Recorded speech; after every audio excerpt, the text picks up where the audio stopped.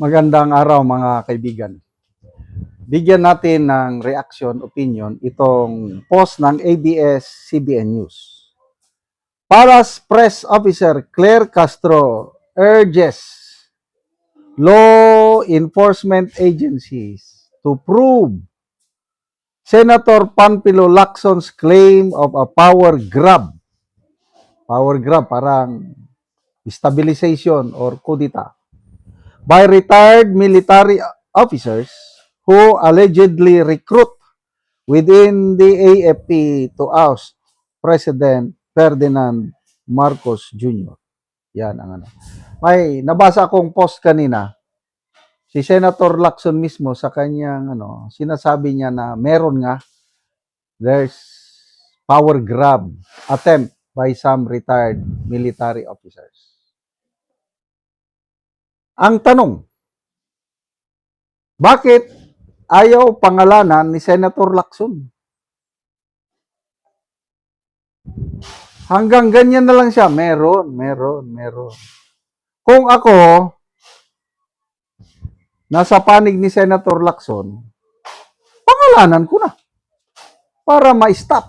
Kasi ako, personally, ayaw ko na yung ganyang power grab, yung destabilization.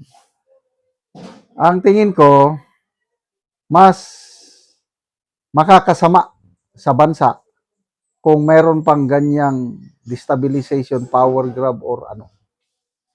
Naranasan ko kasi na-involve ng kudita nung bloodiest kudita panahon ni President Cory Aquino, yung December of 1989 na kudita. Ang daming kawawang mga sundalo na naniwala kami. Sinabihan kami. Ganito ang gawin natin. Ako naman, die-hard Marcos loyalist ako noon, yung Marcos Senior ba?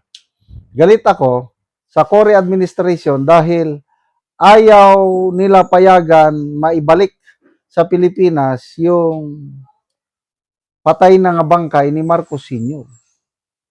Magaling yung mga recruiter. Binilo, yun ang sa batalyon namin, maraming Ilocano. Sinakyan nila mga Ilocano ito, mga mga loyalist. So, ginamit nila, yun ang issue. Sabi ko, sige, sama ako. Yes. Para maibalik na ang bangkay ng dating Pangulong Marcos Sr. Maibalik, mailibing sa libingan ng mga bayani. So, halos buong batalyon namin gustong sumama.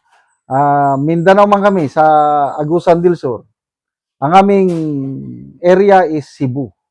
Kaya yung unit namin, napunta kami ng Cebu. Yung mga kasama namin nag-hold yung Mactan Bridge na yan. Nako, yan ang sentro ng labanan noong December 1989 ko. Mananalo na sana yung kudita na yun eh. Kaya lang, yan na, nakialam na naman ng US government.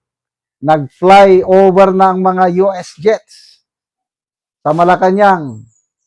So yung kudita forces na malapit ng manalo, wala na silang magawa. US jets na yung lumilipad.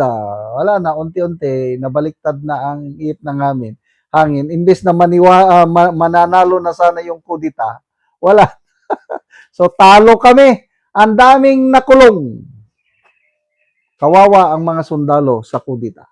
Kaya, personal experience ko na ayaw ko na ng kudita. Pasensya na. And I believe na the AFP has learned its lessons. Marami akong nakakausap na mga active military officers. Yan ang sinasabi nila, wala na yung kudita ngayon. Correct. So, kung ang mga active ayaw ng kudita, ano ang magagawa ng mga retired? Kaming mga retired, civilian na kami. Ang kaibahan lang namin sa civilian ay meron kaming pension. Yun lang. May mga armas din ang mga retired, kaya lang Ano lang yon, isa, dalawa, pang-depensa lang, may lisensya. But to launch a Codita versus this administration, walang magagawa ang mga retired. Pag ang mga active, nagkakaisa, nawawala. So, this is a exercise in futility. Walang mangyayari yung mga sinasabi yan na magkukudi-kudita. Kalukuhan yan. So, ang challenge ko kay Senator Lacson, pangalanan nyo na, sir, para matagam sila. Wala na. Ako, ang prinsipyo ko ganito, I voted for this president for 6 years. Kahit hindi magandang ginagawa niya, nakahanda ako na magtiis hanggang 2028. Nakapagtiis na nga tayo ng more than 3 years. Eh di, tiisin mo na lang hanggang 2028. Total, malapit na. May pag-asa pa naman tayo. Pag upo ni VP Sara, yan na, magkakaroon na tayo ng pag-asa. Sa ngayon kasi, kahit anong gawin na ng administrasyong ito, parang ang hirap ng makabangon. Yung ekonomiya natin bumabagsak, ang peso natin bumabagsak, wala nang mga investors, bumababa ng mga credit ratings natin, nasabayan pa ng krisis sa langis, tapos kaliwat kanan ang corruption. Talaga tama si VP Sara yung sabi niya na God save the Philippines. So, yun na lang. Dasal tayo sa Panginoon na makasurvive tayo until 2028. Higpit sinturon na lang. Itong ginagawa ng gobyerno ngayon na imbes na tanggalin na yung excise tax, VAT ng langis para naman maramdaman natin ng kaunti ang tulong ng gobyerno. Wala eh. Puros ayuda. Bigas, 10 kilos. Okay naman yan. 10 kilos. Isang linggo lang, ubos na. After that, meron pa ba? Wala naman na. 5,000 ayuda sa mga drivers. After that, wala na. 200,000 bawat barangay. Paano mo yung i-distribute yung 200,000 sa napakaraming barangay residents? Pare-parehas ang amount per barangay. Hindi nila kinonsider yung number of population per barangay.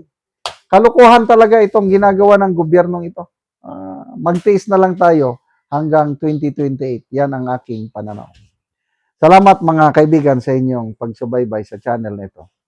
Nakakatulong kayo ng malaki sa tribong Talandig ng Bukidnon dahil ang income natin sa channel na ito is pantulong sa tribo. Namimigay tayo ng libreng yero at pako para patayo naman sila ng mas maayos na tirahan. Panoorin niyo ang video na ito. Na anak ko sa balay sa natabangan na mo og gyero. So mo na ni ang itsura sa iyang atop, mo na ni ang kadako sa buslot og mo na sad ni ang kagkaluag. O makita gyud nato nga karaan na gyud kaayo og ulanan na gyud og muulan. Tungod sa kadugayon na sa iyang atop, ingani na gyud ang itsura. Ug mo na ni ang yero nga among ginahatag nga ilang ipuli karon sa ilang atop nga nabuslot na.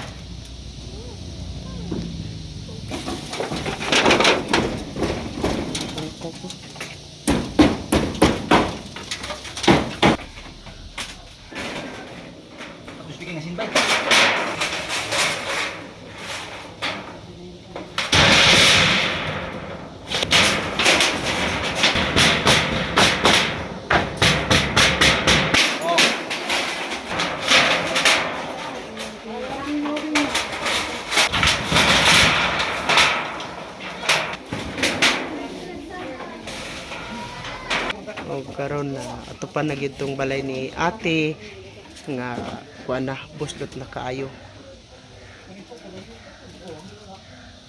makita gyud nato nga napulihan natong mga buslot. Salamat sa Ginoo kay ang akong napulo na ka tuig nga sin nga mga buslot na karon. Nagpasalamat ko kay naayuhan na gyud na hinabangan ko. Salamat kaayo sa naghinabang sad ug sa tanan nga nagkuan ani nga nagdala sa kuan sin. Salamat kaayo sa tanan Salamat kayo. nga kuan ka kuan pa nga ni nga kuan nga ang tanan nga kan matabangan sa aning hinabang. Salamat kayo. Salamat